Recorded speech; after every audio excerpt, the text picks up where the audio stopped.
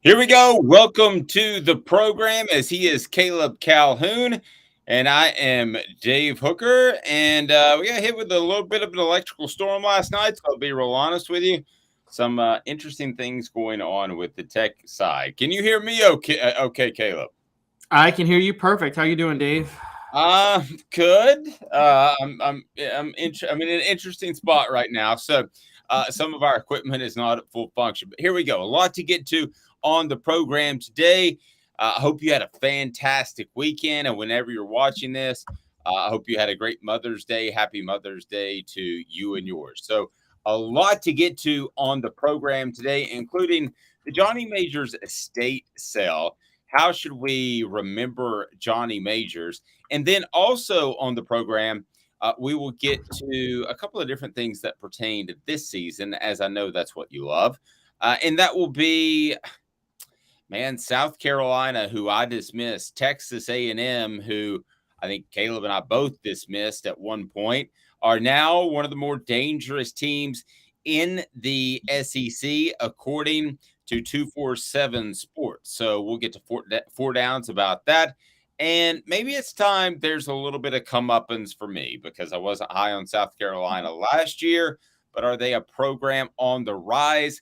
Certainly could be the case, as ever since the that insanely unpredictable day in October, the Columbia collapse, South Carolina has been off and running. So also a Missouri state law has NIL for college, for high school players only if they attend college. I'm not sure that that's actually legal per the laws of our nation, but we'll get into that. So a lot to get to, and here we go. Let's start with four downs. Caleb Calhoun, and I want to talk about South Carolina, Texas A&M right now. And South Carolina and Texas A&M are two teams that neither one of us have been particularly high on, but I think we've changed our tune just a little bit differently on South Carolina. So here we go. Let's start with South Carolina. Four down. So first down, who is the most dangerous between the two teams overall? Is it South Carolina or is it Texas A&M? Not even a question. It's South Carolina this year. Now, a long term, Texas A&M. I think one day Texas A&M will right this ship. But for 2023, it's South Carolina, and I don't think it's close. Okay, I actually do think it's close. I think that most dangerous. I think South Carolina is in a better direction. I think Jimbo Fisher will eventually get fired when that buyout gets low enough. But as far as for this season, I believe that Texas A&M could be dangerous. I feel like we know what we're getting out of South Carolina this year, and that's going to be probably an 8-9 win team. I don't know if you've seen the over under, but dangerous teams could overlook A&M because I don't think there's a terrible amount of respect for them right now. So I'm actually going to say A&M is more dangerous, maybe because I have a lower ceiling for them, Caleb, than I do South Carolina. So you'll take South Carolina. I will take Texas A&M as the more dangerous team. Okay. Is South Carolina dangerous? In what way? What would define South Carolina being dangerous this year? At the end of the day, we look back and we say South Carolina took a step in the right direction. They were dangerous in 2024. We look back at 2023. What makes them dangerous? Are they dangerous? And for the record, before we go further, Tennessee is on this same list, guys, ahead of South Carolina and Texas A&M, considered more dangerous than those two teams. Right. My concept of dangerous would be a team that you don't think, and this is why it was a little shocking that Tennessee was on here, a team that you don't think will compete for the college football playoff, but could still be very good and could derail other teams' playoff hopes. So that's what South Carolina did to Tennessee last year. That is what they do. They face North Carolina. That's not a team they're going to be dangerous to, but they do visit Georgia, Tennessee, and Texas A&M. Sounds like what's being talked about is they're going to be dangerous against either Georgia or Tennessee on the road. I don't think they're going to be too dangerous against Tennessee. They could be dangerous against Georgia. because Georgia could be overlooking them, and Georgia does have a very young team, and that's the third game of the year. You know this, Dave, as well as I do.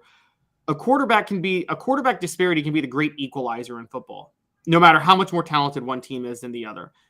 And if Spencer Rattler plays like he did at the end of last year, well, and Georgia doesn't have a quarterback to start the year, well, then all of a sudden you might see something shocking happen in that game. Well, if you want to use they could upset somebody and they're dangerous, then I'm going to say they're definitely dangerous. They beat Tennessee last year. I don't think they will this year, but it could happen. And so since it did last year, I will say it could this year. I think they could beat Florida if that's dangerous. Dangerous to me is, and we'll talk about Tennessee being dangerous. Dangerous to me is beating Georgia and getting to the SEC championship game, and they're not going to do that. I think we would both agree. So maybe we define dangerous a little bit different, but I think we've kind of got them sort of in the same spot. Okay, but they'll win the East before Texas A&M wins the West. I'll tell you that right now. Neither is happening, but the East is way easier. Let's start with that. I'm not going to split a hypothetical hair with you, but I don't like where Alabama's going. And what if Jaden Daniels were to get injured? Texas A&M with a new offensive look. I don't know that I would, if I had to place it, I wouldn't bet on either team. Let me be clear. But if I had to bet on either team to win their division, I think I'd go A&M because South Carolina would just have to get a crazy fluky game against Georgia and could potentially win. But we both agree neither's going to win their division. Yeah, neither's going to win their division. But if South Carolina gets a fluke win over Georgia, which won't happen, but if they do, they might have already won the East at that point. Look, the East is outside of Tennessee, Georgia, and South Carolina. The whole division is garbage this year. Florida's garbage, Vanderbilt's garbage, Kentucky's garbage, and Missouri's garbage this year. Okay, let's move on to third down. Is A&M dangerous, and what would define that, Caleb? Texas A&M being dangerous. What would define that for you? Again, for Texas A&M, and we're defining it differently, but for me, for Texas A&M, being dangerous would have to mean beating one of the very good teams they play this year, whether it be Alabama, who they get at home, Tennessee on the road, Miami on the road, Ole Miss on the road, and LSU on the road. I mean, those are five. They have to win 2 or 3 of those games. You would say winning the West. I'm going to tell you this right now. They're not winning any of those games. I've said from the start, A&M's going 3-9 this year, and I'm staking my claim to that. Well, I don't think they'll be that bad, but we'll see. So A&M dangerous to me, that would be beating LSU and or Alabama. And since I think Alabama is down, could they derail Alabama's attempt to be back to a championship level and make the college football playoff? Yes, I will say they're dangerous enough for that. So by my definition, they're dangerous. I don't think they're going to be 3-9 either, but I wouldn't be surprised by a 6-6. So either way, you're not competing for anything big time. Okay, well, the Vols beat both, and then I want to get into what makes the Vols dangerous and what defines their danger level, Will Robinson. Will the Vols beat both, one or neither? They both show up on the schedule this year. They will beat both. They play them back-to-back with the bye in between. So they have South Carolina, then a bye, and then Texas A&M. They will beat both easily. They'll beat South Carolina because it's going into a bye and they want revenge. And they'll beat Texas A&M because Texas A&M won't be that hard to beat, and they'll be able to look ahead of Texas A&M to Alabama and still win in a blowout. I think Tennessee beats both, and I think they do win both games handily. As far as more dangerous between the two for the Vols, I'll take A&M because I think there is a bit of an unknown there, and I think South Carolina. I think that game has been circled by Tennessee's players as a revenge game. Not that you don't get up for every game, but I think in particular you get up for the South Carolina game. So I actually agree with you on that, even though I think South Carolina is more dangerous. For Tennessee, A&M is more dangerous, largely because Alabama's the next week. So yeah. So okay, so Tennessee, so South Carolina is 6 on this list of most dangerous. Texas A&M is 8, but Tennessee is 5th. So let's get to the Vols. In some ways, dangerous is it's almost a backhanded compliment. It's like you're smarter than you look, and because Caleb, yeah, I mean Tennessee's already dangerous. Dangerous to me defines making the college football playoff. Well, they were right there and number one at one point in the season last year, so I'm not exactly sure what defines this list by 247, but I mean, I think Tennessee's right up there with one of the most dangerous teams in all of college football. They could shake the apple cart. They could make the playoff. We discussed whether or not they're back. That's very debatable, but they're back in terms of competing for a playoff. So that to me is dangerous, and that's a given. So I don't think that them being fifth is any huge, prophetic statement, a profound statement. I don't think that's. I think fifth is maybe a little low. I think the Vols are more dangerous than that. Yeah, you're right. What are we defining as dangerous? That's a good question because, okay, let's go through the list of the first 5 games. Virginia, Austin Peay, Florida, Texas, San Antonio, South Carolina, Texas A&M. Those are the first 6. Tennessee, none of those teams are going to overlook Tennessee, I don't think. Do you think any of those teams would overlook Tennessee? No, I think you're past that point. To me, dangerous is like Tennessee was dangerous last year. They'd get overlooked. Yeah. So then the first game where Tennessee is going to be an underdog, which we both agree is Alabama. I can tell you right now, Alabama's not overlooking Tennessee after last year. Like the way we talk about Tennessee with South Carolina, you don't think Alabama desperately wants to get back at Tennessee this year? And they're not overlooking Tennessee. They may not be good enough to still beat Tennessee, which is a bold statement, but they're not overlooking Tennessee. I'll tell you that much. So the only time you could get to dangerous is when Tennessee faces Georgia the next to last week of the year. And because that's going to be with the SEC East on the line, probably, I doubt Georgia's going to overlook that game. Go ahead and click on that like button. It helps us open up to more people, and subscribe if you haven't done that to this point. Travis says, who's the kid hosting with Dave? As Caleb is not rocking the beard any longer, looking high and tight. I like it. Smoky Mountain Red says, I think A&M with the talent they have, if they can get it together. I'm with Smoky Mountain Red on this. I think if you did a true evaluation from top to bottom on the talent level, that A&M's better. Things break right the right way early. They could get on board. The question is, and it's a lot like Tennessee at this time last year, Tennessee's players were absolutely on board. No question about it. And we learned that, but we didn't know it at this time last year, right, Caleb? I mean, we kind of guessed it, that they might be on board. They might win 9 games, but they were on board. I talk to people all the time. I think they're on board this year, but you don't know it until you get through the season. We all thought the 99 Tennessee football team was 100% on board because they had a championship and a chance to win another. It didn't happen. So you just don't know that chemistry, and every team is different. And one thing brought up by our message board that's interesting, 2 different views of Shane Beamer. We got Shane Beamer is a clown, and then Smoky Mountain Red said, I'm not a big fan of Shane Beamer, but if he continues at this trend, I could see the Gators grabbing him. That's something you don't do oftentimes in the SEC, is grab one coach to go to another, Caleb, but we have seen it before. Tommy Tuberville would be an example.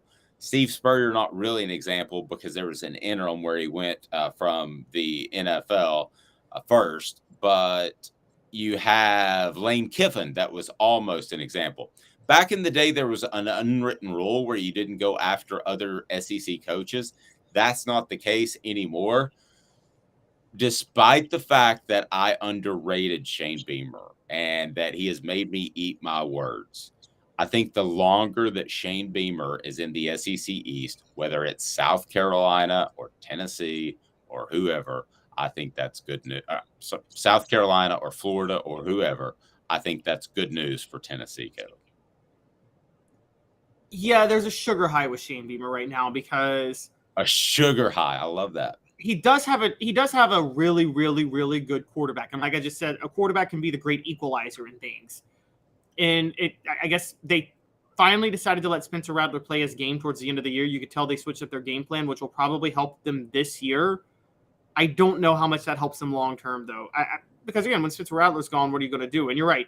within 2 years, we're going to see a lot of these players that committed to Tennessee and then committed to South Carolina who would have committed to Tennessee, maybe hit the transfer portal. So we'll see how it goes. Shane Beamer, is Spencer Rattler Shane Beamer's Josh Dobbs? Is that a good analogy? Well, only if. Like, is he to Beamer what Dobbs was to Jones? Yeah, probably. That's a pretty good comparison because I think he wins a couple of more games for Shane Beamer than Shane Beamer would have won without. And I thought Josh Dobbs kept Tennessee respectable when, in all honesty, their program from top to bottom was not respectable. Some other guys that have gone from school to school within the SEC, of course, Houston Nutt, Ole Miss, and Arkansas, and then Doug Dickey was another one. So could Shane Beamer make that sort of jump from South Carolina? Yeah, if Florida wants it.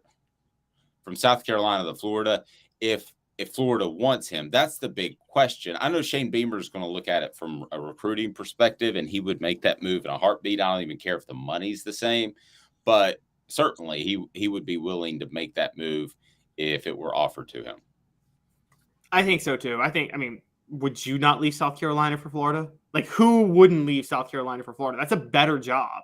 It's not the best job in the world, but it's a better job in South Carolina. So I agree. I think Shane Beamer would take that move. The thing that might work in Shane Beamer's favor, and I've been saying this for a while, Clemson is on the decline. We saw that last year. Now, Dabo, to his credit, made the right staff hire again, bringing in Garrett Riley to run the offense. So maybe they're going to have another surge this year. But Dave, with conference realignment and the way things are shaking out and the awful deals in the SEC, I thought about this recently. You know, we talked about last week how Florida State can't exist in the same sphere as Florida unless they get out of the deal. Do you think Clemson can exist in the same sphere as South Carolina at this point either? I mean, this is South Carolina's advantage. They're bringing in way more money than Clemson is. And if they don't get this conference realignment thing figured out, South Carolina could really end up overtaking Clemson as the premier state school in the state, as the state school. Not two state schools, but it's just South Carolina. Right. And to get to your answer, South Carolina is a talent, upper middle class state. It's not a talent rich state. It's not LSU. It's not Louisiana. It's not Texas. It's not California. It's not Florida. But those states I just mentioned can support multiple teams. Can the state of South Carolina support two teams at the same time? I will tell you no, which leads us to, was the end of last year a fluke for South Carolina, or do they have a program on the rise? Let me begin with you, Caleb Calhoun. Which is it? So I don't think the Spencer Rattler turnaround was a total fluke. I think those 2 wins were flukes, though. I do. I think those 2 wins were flukes. I think South Carolina benefited from Clemson not having a quarterback situation figured out, and they benefited from the whole Jeremy Banks saga with Tennessee. If Jeremy Banks doesn't decide to throw a right hook at Hendon Hooker, and if Cade Klubnik is starting at Clemson, then South Carolina finishes the year 6-6, and we're having a totally different conversation about the Gamecocks right now than we're having. And so it had a lot more to do with what was with the inner workings of what was going on with Tennessee and Clemson at the time than it had anything to do with what was going on in South Carolina. Even though Spencer Rattler did turn a corner and play much better in those games, and there's no denying that, they still don't win those games if those incidents don't happen. Yes, but they did happen. So they're on the rise. I mean, I can't debate that. And I was a South Carolina hater, and I know we've got a lot of South Carolina fans that are on our channel. Please hit the like button and subscribe if you haven't at this point. I was a South Carolina hater, man, before the Tennessee game. I thought they'd come back to earth before the Clemson game. I thought they might even play flat in the bowl game. They beat Clemson, did not play flat in the bowl game, and they're recruiting really well. I can't say they're not on the rise. I mean, they're on the rise, at least in my mind, and I would argue, Caleb, they should be in anybody's mind, because this is a football team that I thought was going to stumble along and just be an absolute disaster. And Shane Beamer might even have gotten, based off what I was told, might even have gotten fired at the end of last year before the Tennessee game. but definitely was going to be on the hot seat headed into this year. He's not. So by definition of both recruiting and his job security, they're on the rise. I don't see how we could argue that. You're right. So could two things be true? And I'm trying to think of another program that's like this. Has there ever been a fluke game put a program on the rise? And I mean, actually, yes, there has. What am I saying? 2001 Tennessee LSU put LSU on the rise because of Nick Saban. That's the flukest game of all time. And it made Nick Saban. I'm not saying Shane Beamer is going to be Nick Saban. I'm not saying that. I am saying, though, that there are instances where fluke games can change the trajectory of a program. And it looks like Tennessee and Clemson might have done that for South Carolina in back-to-back weeks. There's no way they get this recruiting class that they're getting right now if those two games don't happen. SC Scout guy said there was absolutely zero chance he was fired last year. I agree with that. What I was told before the Tennessee South Carolina game, SC Scout guys, to kind of clarify a little bit, I was told that he was going to have to make pretty significant changes on his staff, which to me is a step away from getting fired. So I didn't think he was going to get fired at the end of last year. The question I have for South Carolina is when I talk to people in coaching circles, they don't think a lot of that coaching staff. So Shane Beamer might end up being the next best thing since his dad, Frank Beamer, who was a legendary coach, and I got great, mad respect for him.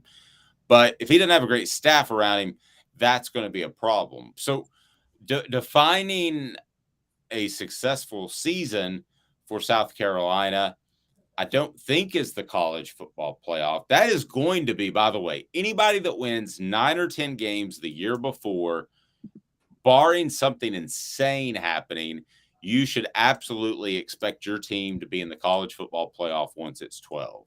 And when it's 12 teams, don't give me that, oh, well, we got another rebuilding year. I don't care.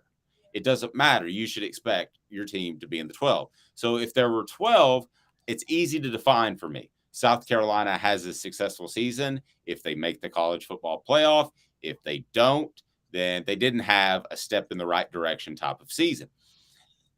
However, we're not there yet. This is 4 teams, so you've got to be one of the best 4 teams in the country. I don't think South Carolina's ready for that. I think a successful season and continuing to go in the right direction is a little bit tough to define. I think it is showing that you have Spencer Rattler on the correct path now, because you didn't for a good bit of the year last year. But if you're able to do that now, Caleb, then if that offense is anywhere close to the top of offenses we're seeing at Tennessee, Southern California, TCU, I mean, if they're anywhere in that ballpark, that to me defines success.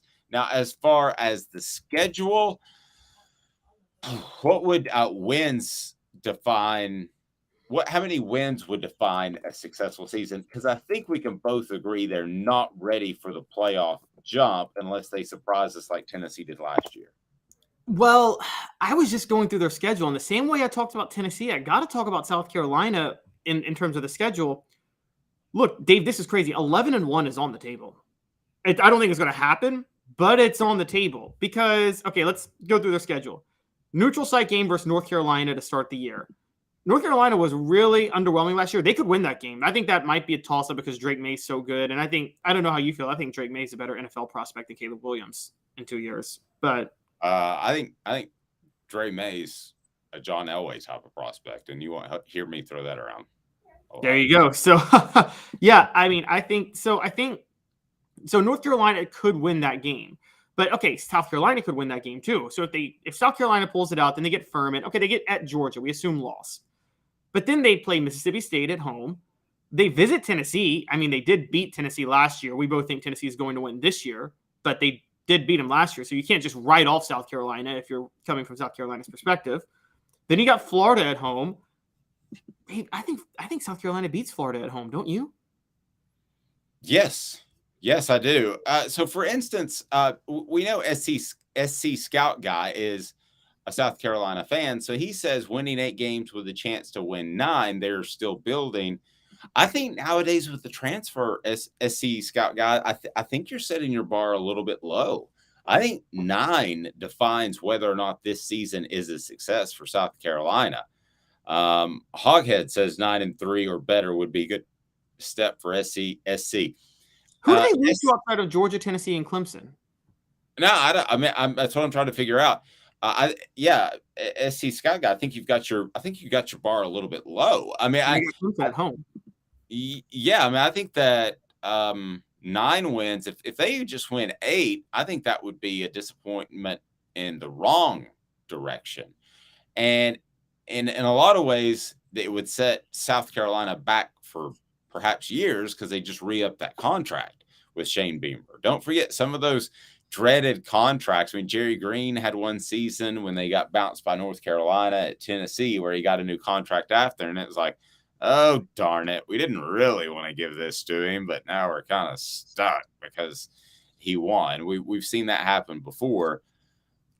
No offense, SC Scout guy, but I think that's where South Carolina is going to be in a couple of years. But again, I got nothing. First of a successful season. Yeah, I mean, you have one successful season and then oopsie. All right, so how many wins would you think would be successful? Caleb Calhoun will tell us. It's brought to you by Andy Mason, AndyMasonRealEstate.com. Save thousands or tens of thousands of dollars thanks to the best service, the best prices in the biz. That's AndyMasonRealEstate.com. You'll love him. I sure do. He's fantastic. He's my realtor getting ready to make a move, and he's the first guy I will call. You have got to check out AndyMasonRealEstate.com, and you'll be so happy with the process. Over 40 years of experience in that office, so it's pretty phenomenal. 2 minutes, then coming back, we're going to get into some Johnny Majors talk because his estate went up for sale over the weekend. I'm going to tell you what I think about Johnny Majors. Would he have won a national title had he not been ousted at the University of Tennessee? We'll discuss. Stay tuned. He's Caleb Calhoun. I'm Dave Hooker. And Craving Wings South North Shore location, where we've heard people say that you can get the best wings in East Tennessee. Pero ¿quién es este? El número 87, Jacob Warren. I'll just do 6 of my sauce 87, please. Imposible, señorita. Dale 6 más. Look at these wings. Perfectas, deliciosas, fantásticas. Man, I don't know what you're saying, but it sounds awesome. How do you say fresh, never frozen in Spanish? Frescas, nunca congeladas. Make your way to Craving Wings and get you 6 más. But what was funny about Cadis, we were a full continuum of care at that time. We had detox, we had inpatient, we had outpatient. So we were doing a lot of the things that we do now.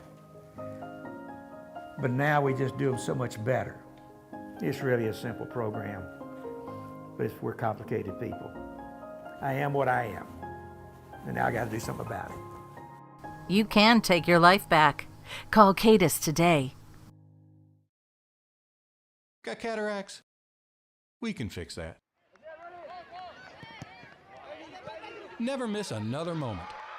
With a little help from Doctors Campbell, Cunningham, Taylor, and Hahn at cctis.com. Do you want to own the more that owns every job? Then get to Vassey Lawn and Garden in Cleveland and get you a Toro. I'm David Vassey, here to talk to you about Toro.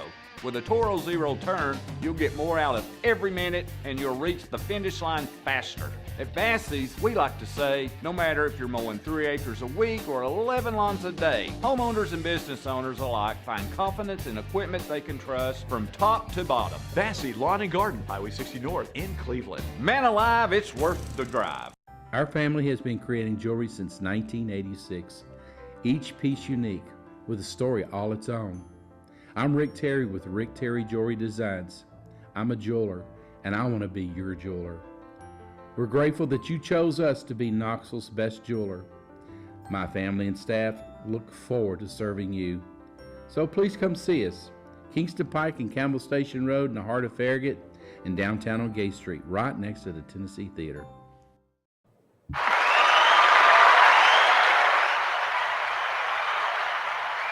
Yes, I welcome you back because, Caleb, you need to say something profound because I'm having interesting issues with my magic machine. So will you say something smart right now? And if you just say something smart, I'm going to be mad at you because that's what John Adams used to always do. I'd say something intriguing. No, I'm going to address Travis saying I look like I'm 12 because Travis, just so you know, I turned 35 this week. Oh, this week? I turned 35 on Wednesday. On Wednesday. So I do love the fact, when I was 16, I hated when I was told, like, you look like you're 8. But now that I'm turning 35, I love being told I look so much younger. Yeah, absolutely. I got that like up until like 5 years ago, and then it just stopped. Like all of a sudden stopped, like at 45. So I just turned 49. And so I asked somebody over the weekend, I said, we were out and about, and I said, how old do you think I look? And she flat out looked at me and said, 60. To be fair, how old was she? She was like 24. She was a server at a restaurant. Okay, she should have gotten the age right, though. She was 24. Like, if like a 12-year-old... You said she was joking, but then it was too late. The dagger was in. Yeah, she wasn't joking. I mean, once you say that, you can pull the dagger out, but it still hurts. I think I got my machine working. Peter Griffin, bring us back. You're listening to The Dave Hooker Show, a presentation of OffTheHookSports.com. The internet is full of pictures of each and every one of you. Available on YouTube, Apple, Spotify, and the Off the Hook Sports app. Download now for free. Is there nothing you people can't do? Also available on OffTheHookSports.com. Caleb, you've got to know me. Would you consider me objective? Very objective. Dave, you are the most objective person I know. Thank you. Damn 60-year-old. Leaping objective 60-year-old is what the hell I am. You know what's funny is I think one of the funny things about objective, and I know that people say whether, you shouldn't be a fan of somebody because you got to be objective. I disagree with that. As I've gotten older, I think it doesn't matter whether or not you're a fan. You can still be fully objective whether or not you root for a team. I'm a Titans fan. I'm very objective about the Titans, believe me. And I think you're the same way with the Cowboys. No, I'm a jackass with the Cowboys. I will throw stuff at the TV. I'm not objective. No, but you're objective in the sense that you're very aware of whether or not they're going to suck this year. Well, that's every year since 1995 or 96 because they won it in 95. So 96, I thought, actually, I knew with Barry Switzer they weren't going to keep it rolling. But anyway, okay, yeah. Okay, so I do consider myself objective, and I will tell everybody on this message board because I consider you like family and part of the group. When we left Peyton Manning's last game in the Orange Bowl at the 1998 Orange Bowl against Nebraska, I took off my Tennessee shirt, and I told my wife, I said, I'm not going to be a Tennessee fan anymore. I'm still going to appreciate it, and I love college football. And I'm going to love the SEC more than anything in the world, but I don't think I can do this. My wife looked at me because I was the guy that threw stuff at the TV when Tennessee lost. And my wife looked at me, and happy Mother's Day to the best mom in the world yesterday. But my wife looked at me and she said, she never curses. Bull bleep. She was like, you're not going to be able to put it down. And I did. And the other reason I put it down is because it's just like that 2001 LSU game. I was really mad about that game because I was going to go to LA. I was going to go to LA, the SEC championship game. Now, I got mad about that. It probably affected my reporting and question asking after. I'm just going to be real honest with you. So I put down my objectivity. Is it better when Tennessee does better for my business and what Caleb and I do? Absolutely. But I try to put that down. That being said, I go strict crazy fanboy off one person at the University of Tennessee and with history of the University of Tennessee. And the other guy that I might, if he was still alive, would be Reggie White. But the one guy I kind of went fanboy over, and we developed a relationship, which was really cool. We were going to do the Johnny Major show, and I was his co-host, and we did a pilot.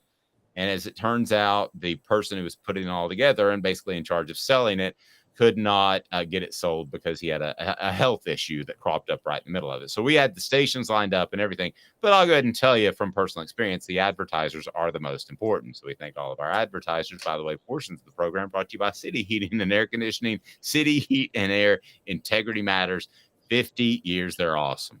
and they will take care of your unit with integrity. Integrity matters. Okay. So I go straight fanboy on Johnny Majors. I mean, I grew up at that time. You've got to think. I was born in 1974. So my first memories of football were around 80. I mean, one of my first memories, it was the catch that Dwight Clark reeled in the NFL. Some of my first memories were the 9-6 Alabama game where Tennessee had a kick block. So those were my memories. And he was the coach for so long. It wasn't like a revolving door at all. And then it got to the point where I covered people, and I'm not trying to say they were peers. Like I knew as much football as a Philip Fulmer, or I could throw the ball as well as a Peyton Manning. But when I covered them, they were more peers. By the way, Rebecca says, enjoy that baby face, Caleb. My husband has one of those and still looks 15 at 53. He barely, there we go. I shave all the time. And just my face. So, but I went fanboy over Johnny Majors. And he comes to me, he's like, and he pulls me aside. He's like, hey, so you need to, Dave, you got to help me. A tendency to go on a little long, and you just nudge me by going a little long in this pilot that we did. So when I see his estate going up for sale, it's kind of a reminder that we all get old. And it's a reminder of how successful he was. And I don't think some of our younger listeners, like Rebecca, I think I can barely see her picture, and I think she's 28. But he was not just a coach that had Tennessee knocking on the door for a national title. He was a guy who went to Pitt and won a national title, created a Heisman Trophy winner at Pitt, Tony Dorsett, which later changed to Tony Dorsett, much like Theismann to Theismann, so Joe Theismann could hopefully win the Heisman. So I don't know why it's changed to Dorsett, though. But anyway, so he had an incredible career at Tennessee. He was one of the best players of his generation. How good was he in the 50s, Caleb? Where would he rank among the best players in that group? 2, 3, 4? Among the best players in the 50s? Yes. Specifically the 50s, he might be number one. I mean, he might be above, in terms of college, you got Doug Atkins, Hank Larcella, who should have won the Heisman also, by the way, in 1951. That's it. It's Johnny Majors, Doug Atkins, Hank Larcella. That's it. And Johnny Majors probably, I would say, was number one as a college football player. Doug Atkins, NFL, totally different story. But yeah, Johnny Majors was the best player in college of those three. Did I ever tell you about the time that Doug Atkins, before NFL games, used to take his .22 and shoot birds out of the rafters of Comiskey Park before games? You did not tell me that. That's incredible. Is that not insane? That's insane. That's pretty about it. You talk about an interview that takes a long time to edit. That man cursed more than anybody I know. I don't know what we're going to do when we have Al Wilson on the Celebrate 98 series. You need to be sure like and subscribe to that. That's going to be, I'm going to have to buy Caleb a special birthday present to edit some of that out, but that's fine. All right. So know this, that I'm strict fanboy when it comes to Johnny Majors. Love him. He was always super nice to me. And man, just great. Okay. So he's the only guy that I've ever covered that I called coach, because these guys ain't my coach. I don't call, really the only sports term I use is commissioner. If you're the commissioner of the SEC, I will say commissioner. Although I referred to Roy Kramer as just Roy one time, and Jimmy Holmes was not happy with that. So he's the one guy I call coach. So I want to ask you this question. Would he have won? His estate's on sale now. Would he have won a national championship at Tennessee? Providing a backdrop for those younger ones that don't know. Did Philip Fulmer go after his job while Johnny Majors was having a heart attack? Well, as Johnny Majors goes, well, Dave, let me tell you something. They're working on my front, and that bleepity bleep was stabbing a knife in my back. And so, yes, he thinks so. But I don't think it's quite that simple. So let me ask you, his estate's on sale. Would Johnny Majors have won a national title at Tennessee had he not been replaced by Philip Fulmer, who overtly and I have no problem with ambition. I don't hold it against him. Went after his job. He made like 100 phone calls to the president's office over the course of 2 weeks. Caleb, we work together all the time. I don't call you 100 times in 2 weeks. No, you do not. You don't even get that many emails. I mean, all of our contacts are less than 100 a week. So clearly he was out to get the job. Would he have won a national title at Tennessee if not for the change? So this is really hard to say because, like, it's one of the hardest questions of my career, to be real honest with you. Because, okay, like, let's take the national title Tennessee won in 98. Fulmer as a program runner is not, like, to me, national title caliber as head coach. It's just he had the right staff and all the talent at the right time in 98. Got breaks, yes. So the question with Majors becomes, okay, does Majors what led to Tennessee's 98 national title? Fulmer getting the recruiting heist of the century in Peyton Manning, which in turn led to a lot of high-profile athletes wanting to commit to Tennessee afterward because Peyton Manning was there. And the truth of the matter is that was because of David Cutcliffe. If Fulmer is Johnny Majors' offensive coordinator, does Tennessee really land Peyton Manning in 1994, Dave? Because we know that he committed to David Cutcliffe, not Philip Fulmer. That's a pretty well. But if he gets another Heath Schuler, they do something different. I see where you're going, and this is the conversation I want to have. I love it. And I love these conversations, and I hope you guys do too in the message board. So, and the other question is, okay, look, let's talk about that. The teams that Fulmer was offensive coordinator for in 89 and 90. I mean, you talk about the only teams that the late 90s teams that could compete with the late 90s teams in terms of talent was that 89 and 90 offense. Those offenses were loaded with talent. You know that, Dave, more than I do. And but don't forget 91 and 92. Those Notre Dame matchups, that was the most amazing collection of talent I've ever seen. 89 to 92, that little run right there, that 4-year run. The defense wasn't on par with the late 90s defense, I don't think, but the offense definitely may have been better weapon-wise than it was. And so Fulmer had an arsenal of weapons at his hand. So what the question I'm asking is, if Fulmer had stayed along as offensive coordinator, by the way, he wouldn't have. He would have taken a head coaching job somewhere else. Okay, let's just put that out there. But say he does stay at Tennessee as offensive coordinator. I don't think he would have actually. Okay, you're right. I don't think he would have. I think he would have waited 5-6 years for Johnny Majors to eventually retire, because he was so loyal to, or he would have hated Majors. But that sidetracks us. Go ahead. So does he win a championship? Continue in that path. Because I don't think Fulmer is as good of an offensive coordinator as David Cutcliffe, and that's where I was going with that. And I don't think Fulmer could tailor his offense, going from tailoring it to Heath Schuler to a Peyton Manning to a team. I mean, I don't think he could do what David Cutcliffe could do as an offensive coordinator. I'm just going to say it. I think Fulmer actually, as an OC, underachieved with the talent he had in 89 and 90. There, I'm going to say it. I think he underachieved with the talent he had in 89 and 90. He would certainly argue with that, as he and I have had this discussion. But so do you agree with me on that?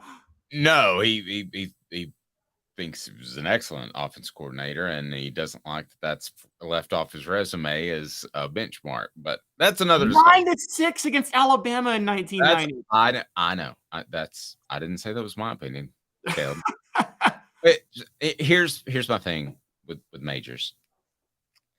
I think, unfortunately, that the relationships with the boosters got too sour.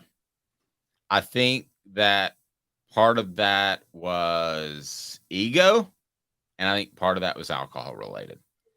So it breaks my heart to say this, but if he hangs around at Tennessee till 96, 97, as Travis points out, had 5 years left, which, is what I was thinking.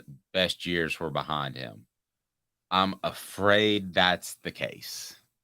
And I know another coach that won a national title much more recently that I think alcohol got in the way, and it affects you in recruiting. There are a lot of grandmas that they smell that on your breath, even if you just had a pop on the plane going to their place, and that's bad. I know of a coach that won a national championship recently that was known to show up at a prospect's house partially intoxicated and was asked to leave. Why do I feel like I know the coach you're talking about? Yeah, don't say it. So, all right. So I think that would have been a factor. And back then, you didn't get that addressed. You just rolled with it. And it was just a man being a man, like, Paul Bear Bryant. He used to get really intoxicated with the media when they would have the Skyriders tour. So instead of the SEC media days, they would all hop on a plane and fly from campus to campus, and they'd have pops with Paul Bear Bryant afterwards and pick his brain. And he would go through 4 or 5 whiskeys. So that's just the way things were in the early 90s and before. Fortunately, I think that our society has looked at that, especially kids my age, and they're like, I don't think I want to drink alcohol. I'm like, cool. So I don't think he would have. And it really, really breaks my heart to say that. But that still being said, he absolutely should be beloved because he got Tennessee to a spot that they could win a championship. And he's one of their best players of all time. And don't forget his brother, for those young ones out there that don't know, his brother was an assistant on the staff and killed in a train wreck. So, he's got he had a lot of emotional ties, and the Majors had a lot of emotional ties. So to just discount them because he didn't win a national title, I think would be unfair and short-sighted. But do I think he would have won a national title? The only way he wins a national title, Fulmer took over in 92. The only way he wins a national title if that next year, 93, he strikes gold. After that, I think it would have started to erode. And that 93 team may have been good enough to do it, to be fair. Yes. That 93 team was loaded with talent. I think he was loading up for one last run. I think it's like, I know you gamble in sports. I like to throw dice. So whether I'm up or down at the end of a casino trip, I'll make one last run and I'll have however many dollars. And this is it. And I'm going to play for an hour unless I'm doing really good or I lose really fast. And that's it. That's my last run. I think he was loaded up for his last run in 93, and that did get taken away from him. It's like when those 08 Celtics got together. They were loading up for one championship run. They were all towards the end of their careers, and they knew this was their chance. I want to say this in defense of I want to say this one thing in defense of Philip Fulmer in things in what got taken away from Johnny Majors. I want to be fair here from the other side to give the perspective.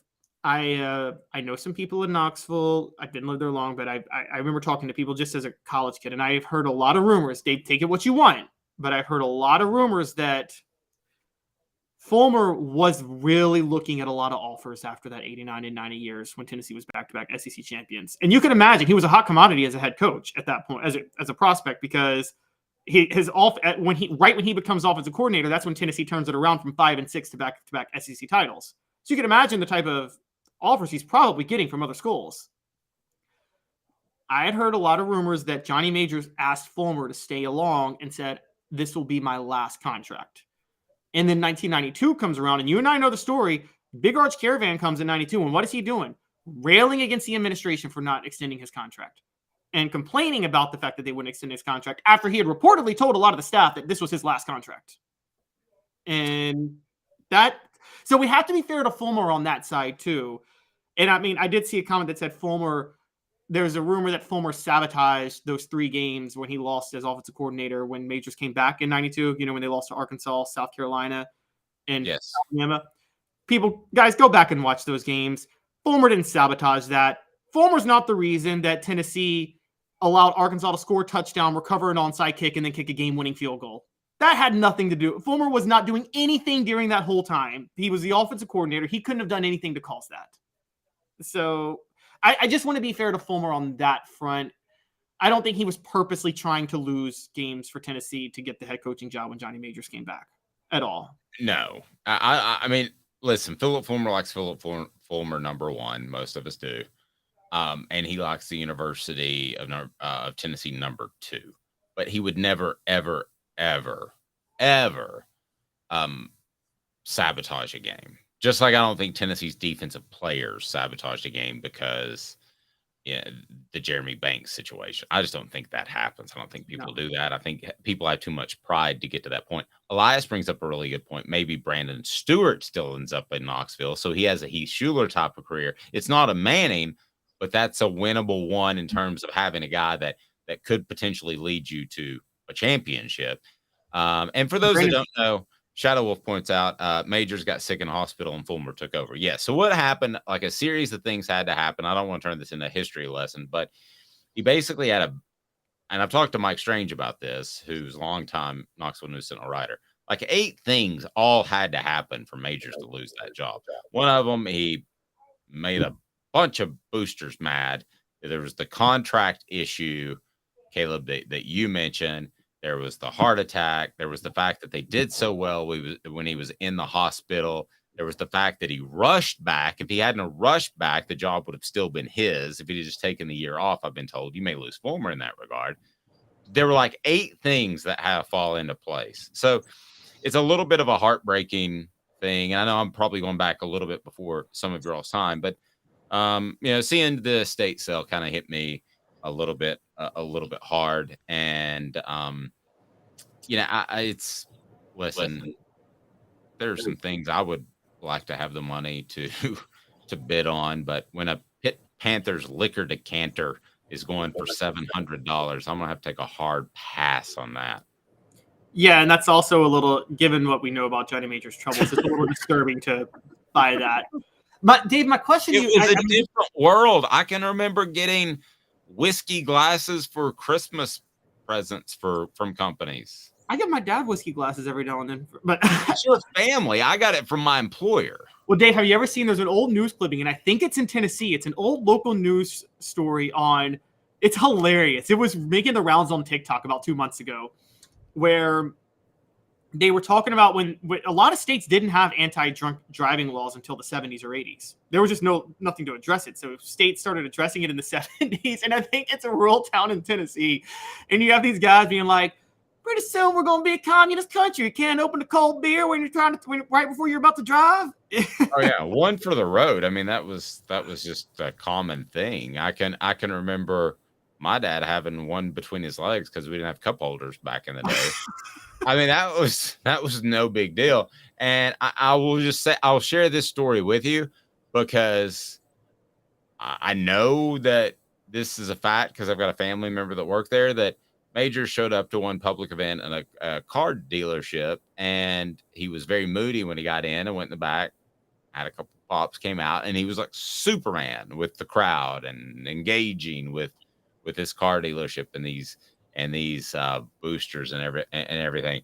But when he left, he took his car that was given to him by the company parking lot, the dealership, and he hit one car that was parked so hard that it turned into like accordions, and 8 cars got actually hit because one car kept hitting another and another and another. So including his car, there were like almost double digit 10 cars involved in an accident that he created. Before we get to something stupid that we left out last week, and I'm mad at Caleb and I'm mad at me. Hoghead says, how do you guys rate Fulmer's coaching performance with the 93 team? Caleb? Well, before we get to our stupid comment. I actually think he did a pretty good job with the 93 team. The Penn State game, let's not forget that Citrus Bowl was the one blowout loss, but that was where everybody knew Heath Schuler was going to the NFL. And so it was kind of the distraction of his last bowl game. And so that was an issue.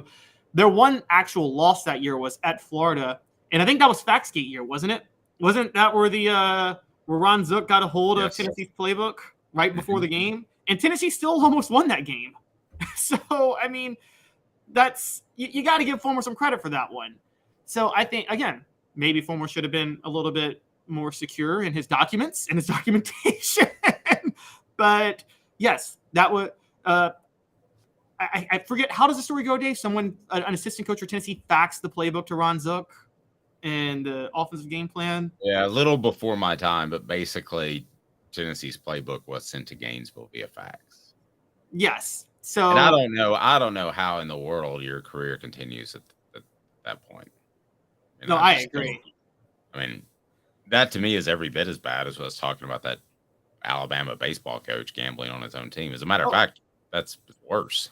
Oh, it's worse. It's what Dave Clawson had the same issue a few years ago. Remember when Dave Clawson, apparently an assistant, I believe, was probably on Petrino's payroll. It sounds like Petrino was hiring an assistant for Dave Clawson to send him Dave Clawson's playbooks at Wake Forest. Well, no, a lot of people think so. Zook was opening at a position at Florida, which is why he did it, if I remember correctly. But a similar situation happened with Doug Dickey, where he went to Florida right after. A lot of people wondered if he threw the last game. Portions of the program brought to you by Craft Treats. Craft Treats, use the promo code Off the Hook. The promo code Off the Hook, get 20% off the chill pills that will help your pet overcome anxiety, arthritis, digestive issues. That is Craft Treats. CraftTreats.com. Use the promo code Off the Hook. Again, promo code Off the Hook, get 20% off. They got non-CBD treats as well that are simply awesome. So check them out. Caleb and I absolutely dropped the ball last week. Chide us if you must. Man, what the H? What the? What was he thinking? Release the hounds. The Dave Hooker Show. Keep cool. A presentation of OffTheHookSports.com. Talked about breakout performances last week, and I read everything on the message board, guys, so you know. So not just now, but on our Celebrate 98 series, on our ball reports with Jacob Warren and Cooper Mays, and I reply to all of them. So, and you guys give me great topic ideas. How in the world did we talk about biggest breakout performances and not Tony Robinson? Auburn, 85. Oh my gosh, you're so right. How do we forget? Well, okay, but because to me, that's not a breakout performance because Tony Robinson was the starter in 1984, and he was considered a Heisman candidate going into 1985. So again, you can't call that a breakout performance. Okay, it wouldn't be a breakout moment in today's worldwide internet, but it was then. People in UCLA, people in LA and Wyoming and South Florida didn't know who he was, but they knew who he was when they got that Sports Illustrated and he was on the front. So to me, that is a breakout performance. Maybe I'm twisting it a little bit. And I didn't know he was a huge Heisman candidate headed into that year, but you beat Auburn, who was the number one team at the nation, and you're on the front of Sports Illustrated.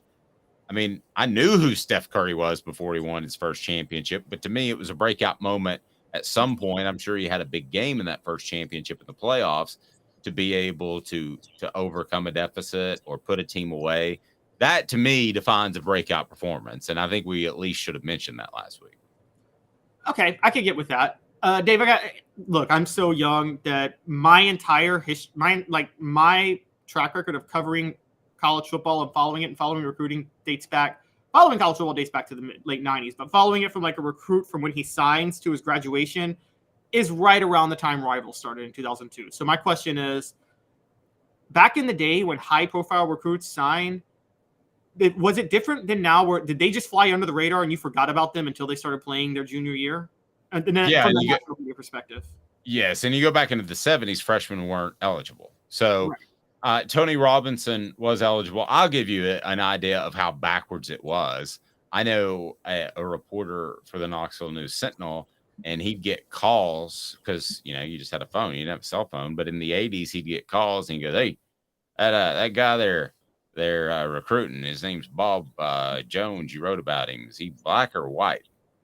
And the reason they would ask is because it was a stereotype that a black guy was a runner and the white guy was a pocket passer. So some people had preferences over both. Nowadays, we know that's just stupid. And what happens is stacking very, very early in a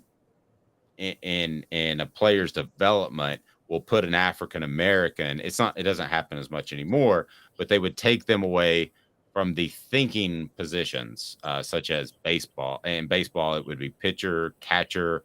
In football, it would be quarterback. And so that sort of stuff happened forever. So a lot of people didn't want a black quarterback because it was a racist time. They didn't think he was smart enough, which we now know is incredibly stupid.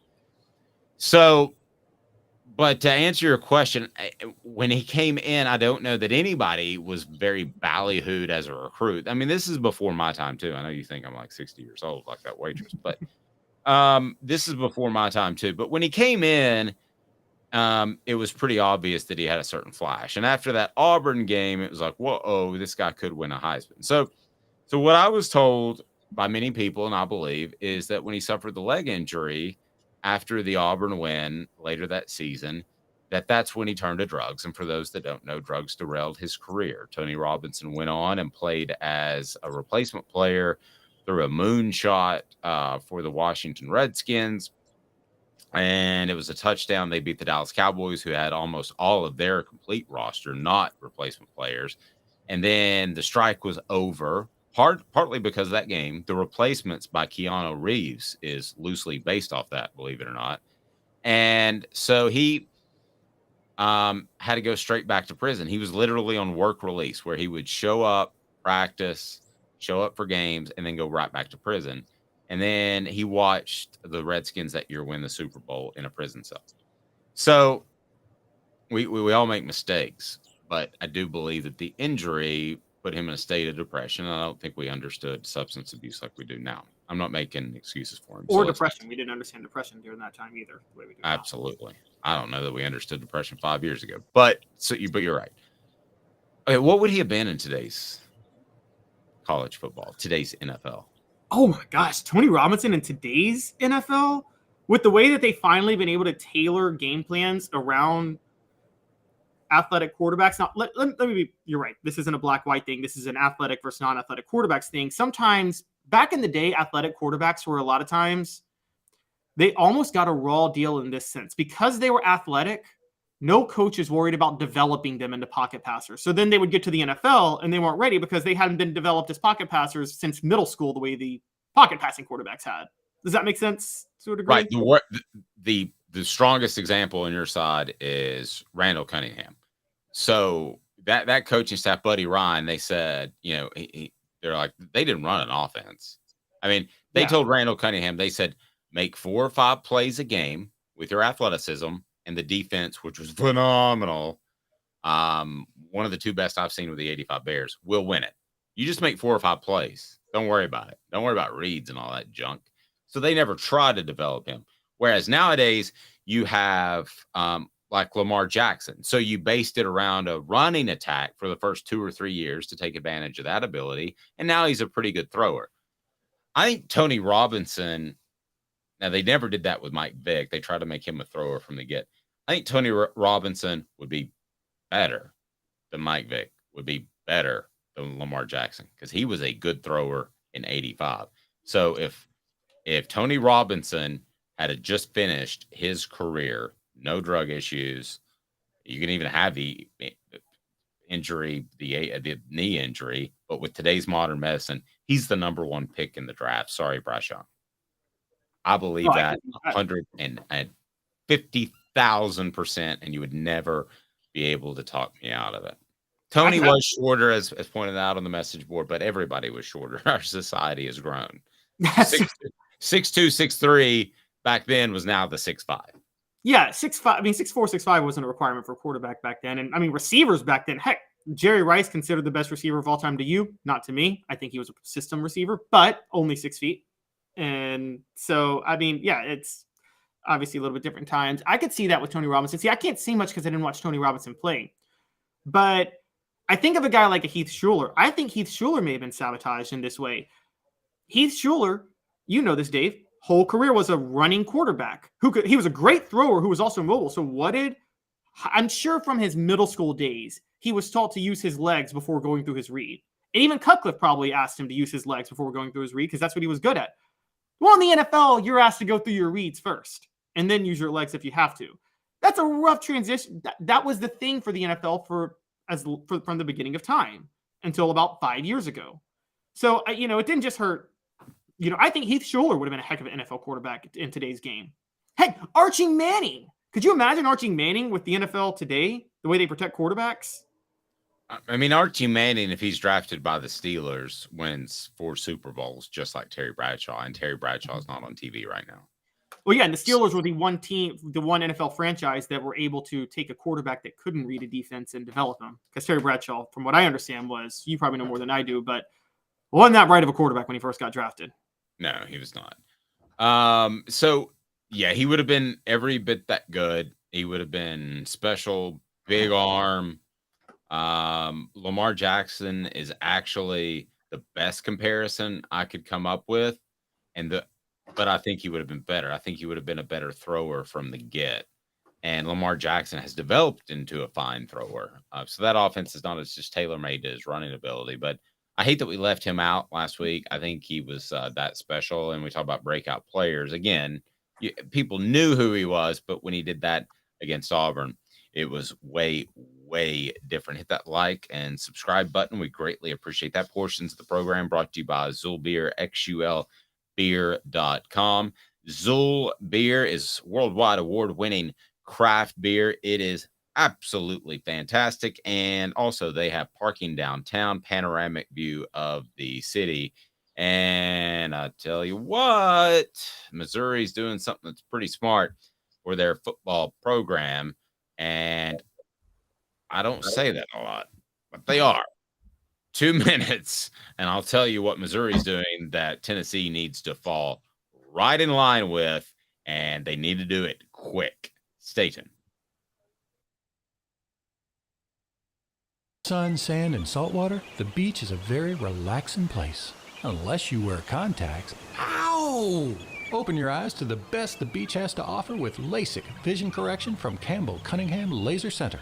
Ah.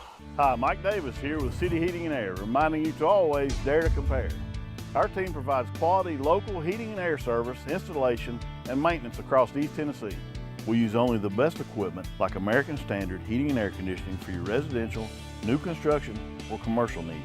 Honesty, dependability, and customer satisfaction have been the cornerstones of our business since 1961. City Heat and Air. Dare to compare.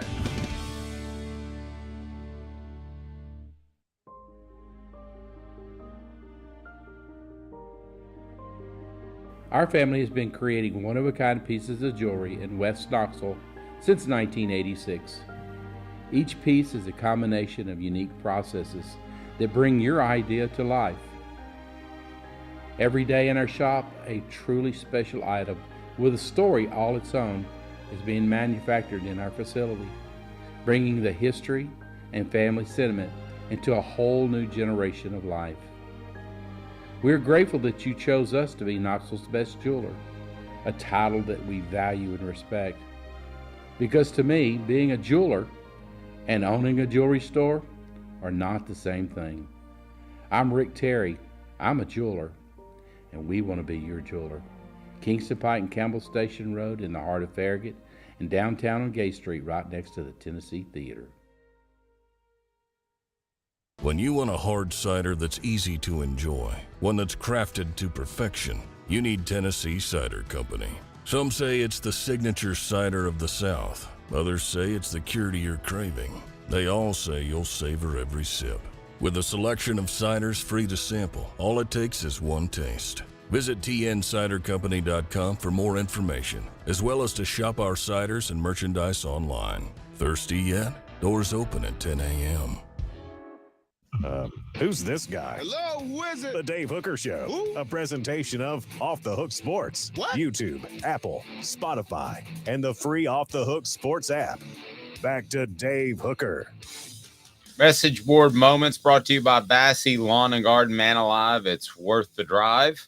Whether you're in Knoxville, Nashville, Chattanooga, it's in Cleveland, Tennessee, and they've got buying power that will take you to another level. It's completely phenomenal. Bassey Lawn and Garden, man alive, it is worth the drive. Residential mowers, but think about those industrial mowers and the commercial mowers that will save you a ton of money. So message board thoughts. Hoghead says, do you think we would have won the 97 Florida game if Fulmer had realized that Jamal Lewis was actually on the team? He did not play. Mark Levine did, but I believe Mark Levine only had about 9 or 11 carries. You might want to look that up for me, Caleb.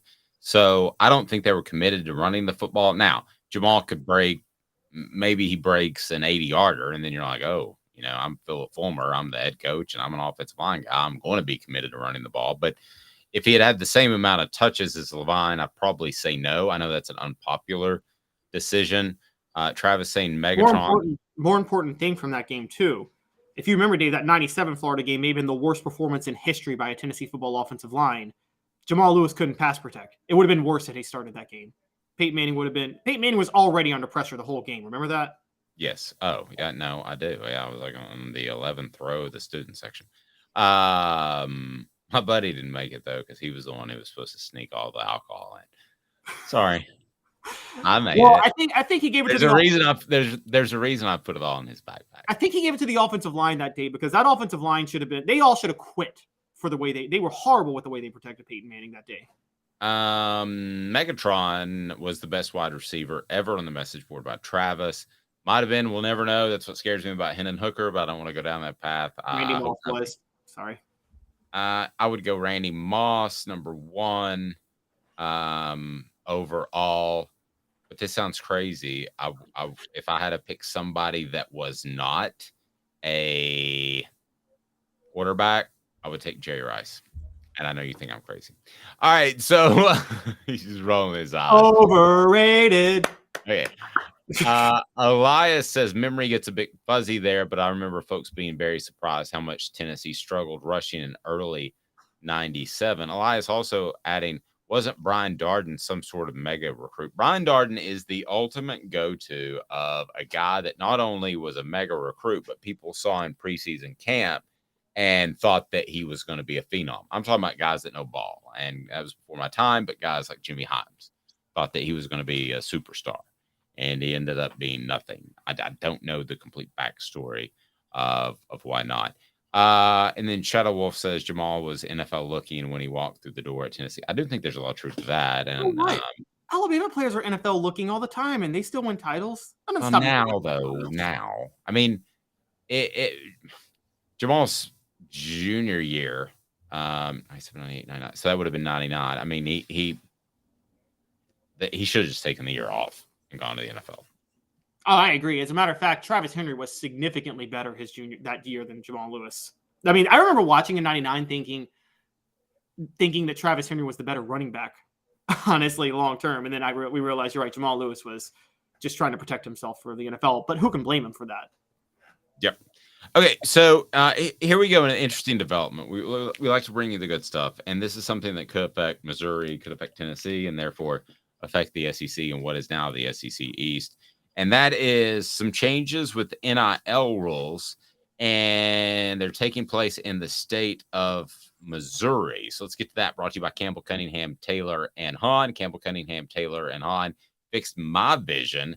Not far-sighted, not nearsighted. It's perfect. No contacts, no glasses. It is absolutely awesome. So Campbell Cunningham, Taylor, and Hahn, cataract surgery as well, which you may need. So think of that for your loved one because the doctors are local and they have the vision centers all over East Tennessee to take care of your annual checkups and such.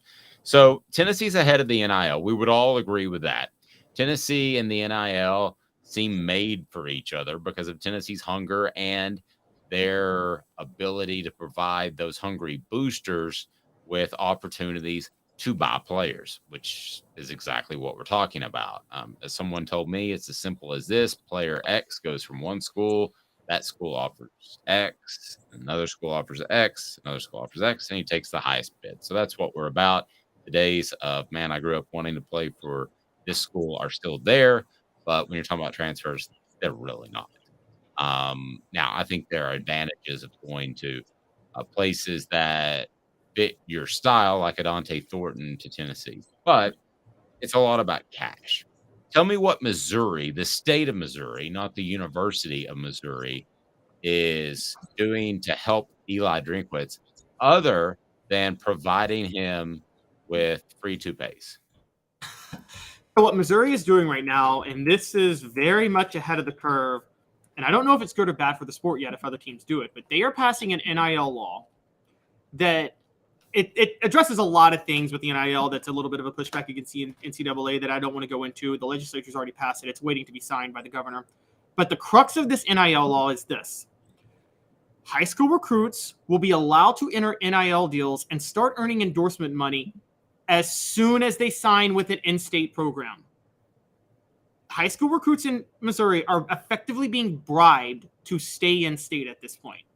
Now, you could make the case that a lot of people are having a problem with this. You could make the case of, oh my gosh, how could you do that with, trying to force kids to stay in state or bribe them to stay in state. Well, guess what?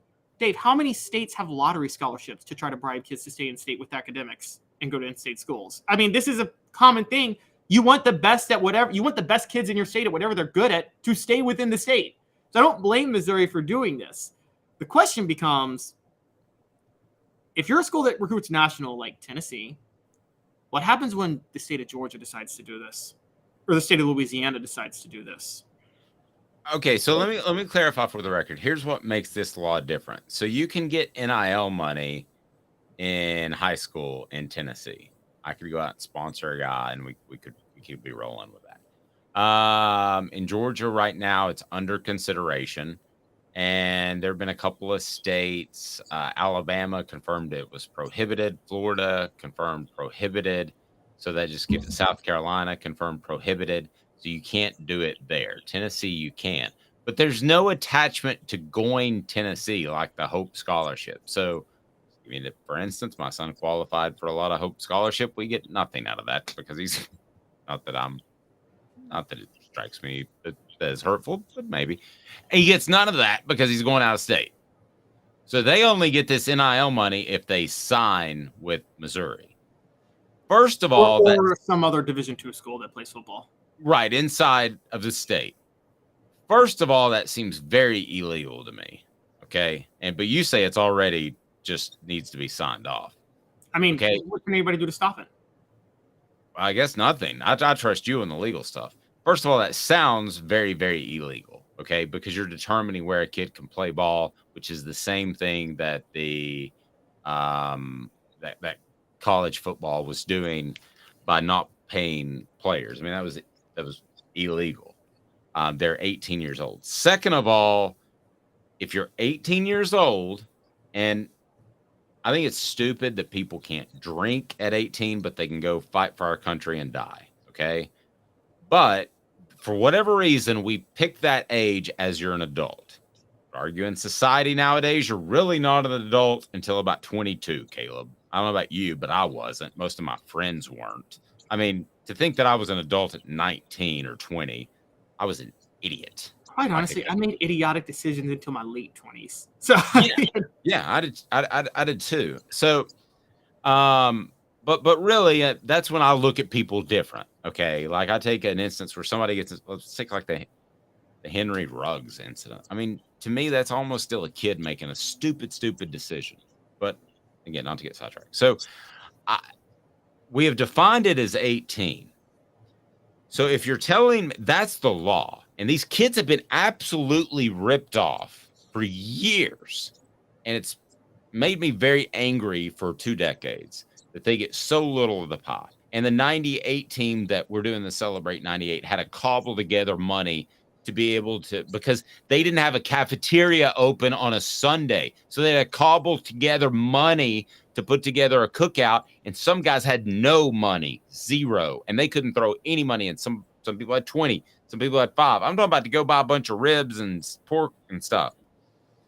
So that's always made me mad.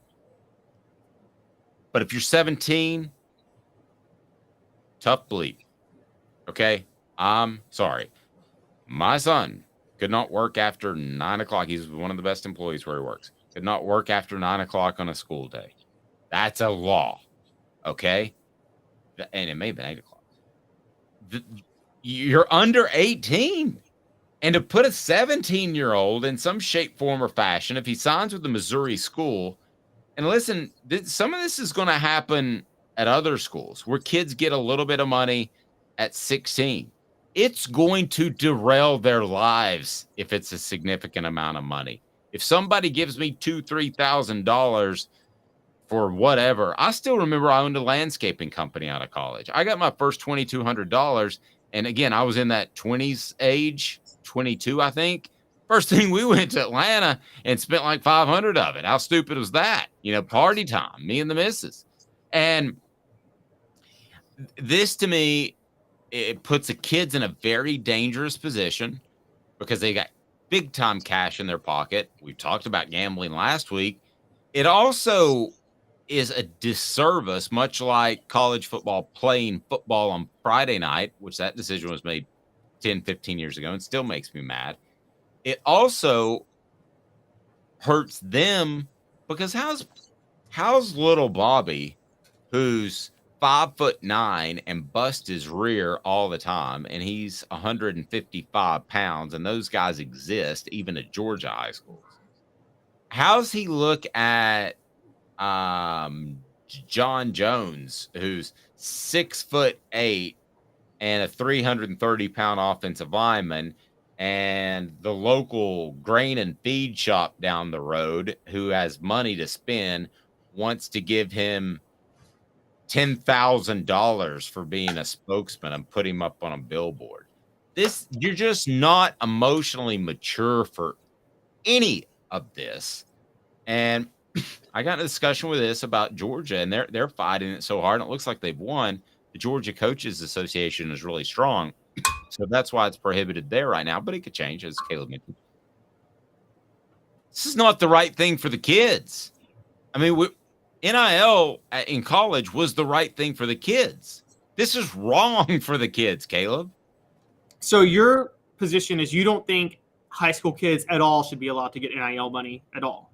Well, I can't argue if you're 18. Okay, so let's say you turned 18 before your senior year. I mean, I can't argue that. You technically, to me, are a man. You should also be able to, in my opinion, buy alcohol. I've always thought that. So 18 is your man. Or let's decide whatever the dad blame number is. If it's 18, 21, 22, it should be consistent across the board. You can fight for your country. You can vote. You can buy alcohol. You can buy cigarettes. Whatever the number is, as a society, let's decide. Okay? But right now, what we're going to do, this is football's grand idea, is they're just going to throw a bunch of cash at some high school kids that have proven a thimble's worth of stuff. And that, to me, is going to derail more kids than it will help them. There's some inner city kids or rural kids that they don't have money, yes, and they could use it. But are those kids, the numbers of those kids, compared to the number of kids that are going to get cash and it's going to derail their career, is not even going to be comparable. This will ruin thousands of players playing future. Okay, so you're critical of Tennessee allowing high school athletes to get money too, then, right? Again, if it's 18, under 18, you're critical of Tennessee's law too, then, right? Because I think they allow under 18-year-olds to get money now too. They do. So the question becomes, okay, because we're talking about a broad sense of NIL. What you're talking about is something that's going to have to be regulated federally. I mean, there's just no way. I mean, one, we're seeing. The whole thing needs to be regulated federally. Here's the problem with this. How are we going to tell high school athletes under 18 they can't make money off this when you got states like Arkansas that just passed a law to bring back child labor? So, I mean, how are you going to sit there and say you can have child labor, but high school kids can't make money off, what they're contributing? I mean, that's the thing. It's like, you're right. I'm with you. Have a consistent standard across the board, but we literally have two states now and then there was just recently, I think, a factory that got exposed for overworking 11-year-olds. I forget what state it was in. But we're bringing back child labor in this country. So remember this too. Okay. I went to a school that kind of mounted up every 7-8 years. They'd have a good run of talent. That was your chance to win a championship in high school. You weren't going to win one other years. What happens when all those guys are bought out by the big school in town in the more financially prolific area, such as, well, I don't mind. I mean, some of you are from Knoxville. I went to Powell High School. I got my PhD, Powell High diploma, after 3 years of PMS, which was Powell Middle School. But Farragut, I mean, if they wanted to, they could say, hey, you're pretty good. Here's your NIL deal. Come to Farragut. And then those other schools are never any good. See, that there's already a problem with that, though, with the private schools. I can tell you this in Memphis right now. I'm okay if they're private, though, not to interrupt. But this is the thing. But I mean, it's already private, so it's like public schools are all already effectively being privatized. I mean, you got more taxpayer money going to private schools and public schools in some states now. So I'm like, I mean, I get your point. And if we had a uniform standard of education where just everybody had the same amount of money spent at every school, no matter what, then yeah, we could have this conversation. But that's not what we have. And I don't know how this is going to end up long term. But if a private school is going to do it, I mean, at this point, the school still can't do it. Just the town can do it, or not the town, just the businesses in the town can do it. There's a lot to figure out here. But I will say this: if you're going to have NIL deals if you're going to have NIL for high school athletes, which you and I can debate on, and I think I'm on your side on this, but I'm on your side. But I wish we would get rid of child labor altogether. Then it's crazy that we're bringing it back in some states. But what do you define as child labor? Because I was proud of my son for getting a job at 16. But it had to be he could only work like 20, 25 hours, and it couldn't be after 9 o'clock on a school night. Okay, so basically in Arkansas, they just signed a law that people under 16 can get hired for work without the Division of Labor's permission, which is it's kind of a permit you have to get to. You have to have like a special permit, I think, a lot of times to hire under 16-year-olds. But you can put a kid to work at the Walmart factory in Arkansas? Is that what we're saying? Yes. You can straight put a kid to work at the Walmart factory in Arkansas. They just signed that law this year. But if we're going to sit there and say an 11-year-old can be put to work at Walmart in a factory, why can't a 16-year-old make money off playing football? Well, yeah, if we're gonna say the whole thing's screwy, we can turn it into China and then start making Nikes. I mean, that's what they're doing. I mean, Arkansas literally, they'll cut social assistance for kids and say, hey, rather than have lunch, why not just send you to a factory and you can work there when you're 11, even if you have school and you have things like that. I mean, it's disgusting. It's disgusting. Hit the like and subscribe button. I think Sean Ellis is going to be up next on the Celebrate 98 series. We'll have Cooper Mays this week as well. Thanks. We had a surge in subscribers, so really appreciate that. But be sure and set your notifications on too, because these things are going to drop the Celebrate 98 series and Cooper and Jacob with our Vol Report, brought to you by City Heating and Air Conditioning and Bassey Lawn and Garden at different times. So get those notifications on as well. I'll leave you with this. Travis says NIL exists of video games. Yes, it does. Because it essentially came down to guys were getting a piece of the pie for NCAA football, and the basketball game is Ed O'Bannon, longtime hero. Ed O'Bannon is ahead of his time hero. He is the prince of athletics. If you guys know about Prince, yes. Label. So, and then Travis went on to say no one is buying high school video games or buying jerseys. That's true, but you got a lot of high school boosters that cobble together money to pay coaches outside of their regular pay. And I'm talking about public schools, not private schools. Outside of their regular pay, there's some high school coaches that are making over $100,000 a year at some public schools because they find ways to feed them money because they want to keep the coaches. They're going to do that the same way with the players, and it's going to make it you're either an it school or you're not, and that ain't cool. Man, I've been wanting players to get money for 20 years. That's way too far. He's Caleb Calhoun. I'm Dave Hooker. Presentation of Off the Hook Sports. It is weekdays at 10 a.m. We'll talk to you next time. Have a fantastic morning, afternoon, evening, whatever the